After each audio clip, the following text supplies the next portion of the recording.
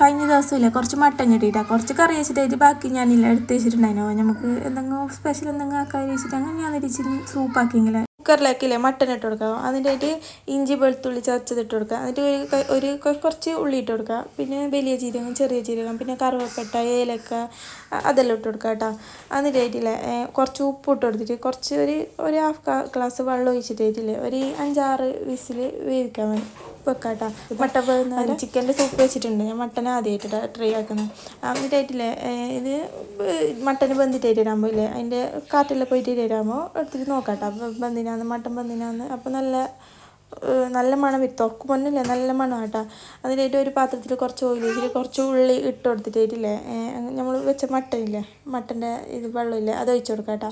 അതിനായിട്ട് കുറച്ച് കുരുമുളകിൻ്റെ പൊടിയും കുറച്ച് ആവശ്യത്തിന് ഉപ്പ് ഇട്ട് കൊടുത്തിട്ടായിട്ടില്ലേ ഒന്ന് തിളപ്പിച്ചിട്ട് എടുക്കാം കേട്ടോ. കുറച്ചൊരു കുറുകി വരുന്ന പോലെ. അപ്പോൾ നല്ല ടേസ്റ്റ് ഉണ്ട്. നിങ്ങൾ ട്രൈ ആക്കിയിട്ട് കമൻറ്റ് ഇടാം.